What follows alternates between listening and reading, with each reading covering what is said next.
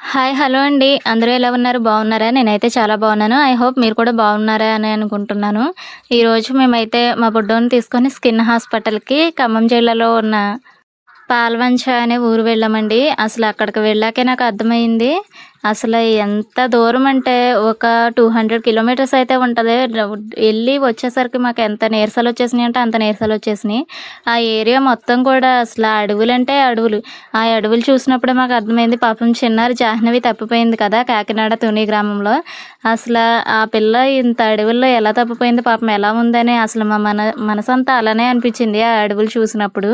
వెళ్తుండగా చూద్దురు గాని మీరు కూడా అసల ఎంతంటే ఆ అడవులని చూసి మాకే భయమేసింది. పాపం ఆ పిల్ల చిన్న పిల్ల ఎలా ఉంటదో ఏంటో అసలు ఎటెళ్ళిందని ఎక్కడ కనిపెడతారు అనుకున్నాము. చూసాక అర్థమైంది. ఈ వీడియోలో చూసినంత సేపు పోలీసులు పట్టుకోవచ్చు కదా! ఎళ్లి ఎతకొచ్చు కదా! అన్నట్టే ఉన్నాం కానీ అసలు ఆ అడవిని ఒక్కసారి మేము మా కళ్ళారా చూసాక బాబోయ్! ఇంత అడవిలో అంత చిన్న పాపని ఎలా కనిపెడతారంటావు అసల అన్నట్టు అంత ఫీల్ అయిపోయాం మేము. అసల ఆళ్ళ అమ్మగారైతే ఇంకెంత బాధపడి ఉంటారో కదా! అసల ఆవిడని తలుచుకుంటేనే మా మనసంతా ఏదోలా ఉంది. పాపం ఇప్పటికి కూడా పిల్ల జాడైతే ఇంకా ఎవరికీ తెలియలేదు. ఇంత అడవుల్లో అసలు ఎలా ఉందో, అసలు తప్పిపోయిందో లేక ఎవరైనా కిడ్నాప్ చేశారో కూడా తెలియట్లేదు. ఐ హోప్ కిడ్నాప్ చేసి పాప సేఫ్‌గా ఉండాలని అయితే మేము కోరుకుంటున్నాము. అంతేనండి.